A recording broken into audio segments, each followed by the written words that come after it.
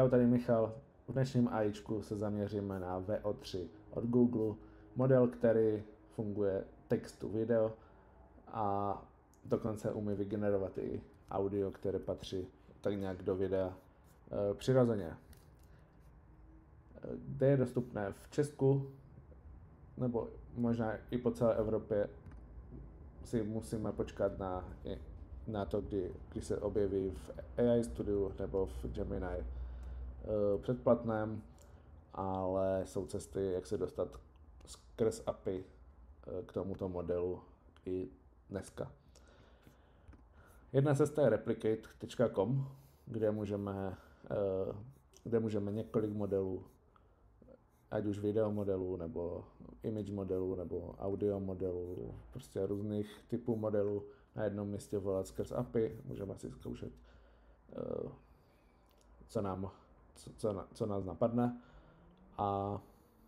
ale samozřejmě je to všechno placené. Platí se za request a tady třeba zrovna VO3 je dost drahý video model v porovnání s ostatními modely. Jo.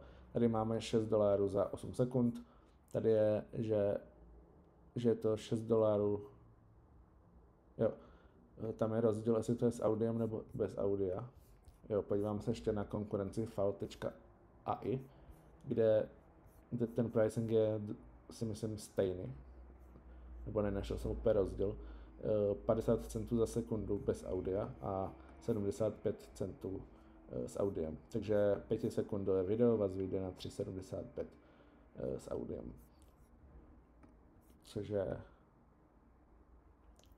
je cena toho modelu. Pro srovnání nějaké čínské modely, ať už můžeme se podívat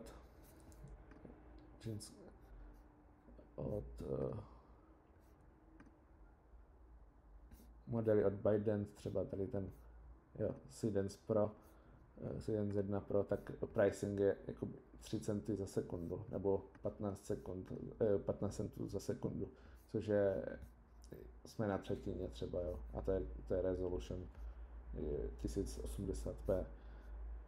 Takže VO3 je v tomto srovnání fakt drahý model.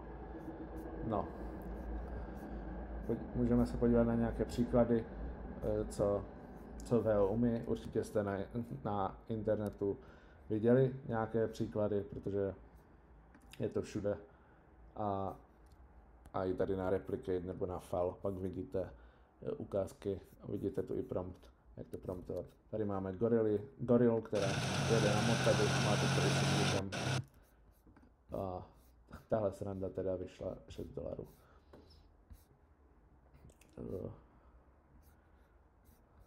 VO3 coming soon on Replicate. To je taková mini reklama, opět cena $6.